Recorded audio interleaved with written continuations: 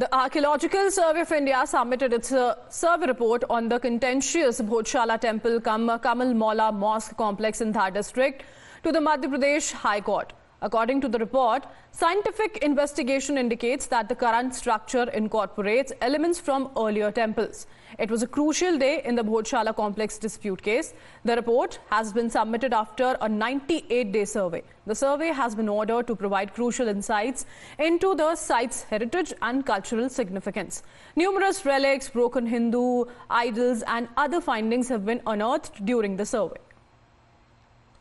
And Times Now has accessed the ASI report that details the findings of the scientific survey. Let's break it down for you. The ASI draft report mentions the presence of Trishul and the mutilated sculpture of Lord Vishnu as well as the temple remains at the disputed site. The report also mentions in clear words that the existing structure is built on a pre-existing structure. In fact, on page 144 of the report, it mentions that a superstructure of stone was modified and converted to a mosque. The report mentions that images carved on previous structures have been chopped off for reuse in the present structure. Art and architecture on pillars suggest that they were part of temple, and also mention images of deities that have been mutilated for reuse. According to the report, the existing structure was made from parts of earlier temples, and there are several Sanskrit inscriptions damaged and then reused.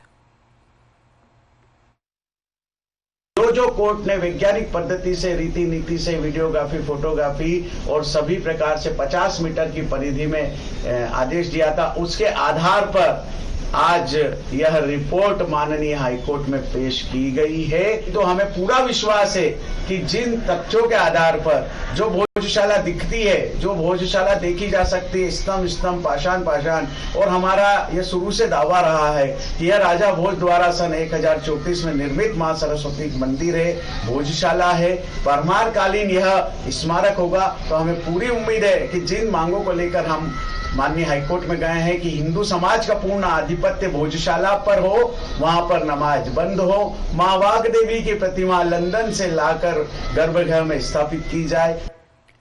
Politics escalated over the Bhojshala survey report submitted by the ASI. The BJP asserts the survey was conducted under High Court directives, leaving the decision to the court, with the government pledging compliance. Meanwhile, the Congress accuses the BJP of fueling divide and rule tactics and instigating unrest.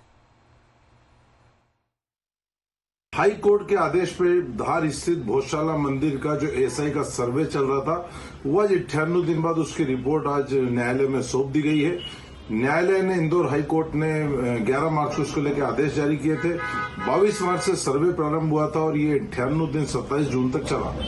जो input आ रहे हैं, जो खबरें आ रही है, उसके मुताबिक करीब 1700 से अधिक पुरातत्व अवशेष मिले हैं, कई मूर्तियां मिली हिंदू देवी देवताओं की, और ये सारा इस रिपोर्ट के अंदर उल्लेखित है, जो हाई कोर्ट के अंदर पेश कर दी गई। जल्द इसकी सच्चाई सामने आएगी और हमें पूरी उम्मीद है कि सत्य की जीत होगी, क्योंकि भारतीय जनता पार्टी ने इसको लेकर एक लंबी लड़ाई लड़ी। हमारा शुरू से मानना है कि यह माता वाग देवी का मंदिर है, माता सरस्वती का मंदिर है, और हिंदू पक्ष इसको लेकर लंबी लड़ाई लड़ता है। 2003 में हमें मंगलवार को इसकी पूजा की इजाजत मिली थी, और हमारी यही मांग है कि इसको जो ज्ञानवापी मस्जिद की तरह यह भी भोजशाला एक मंदिर है।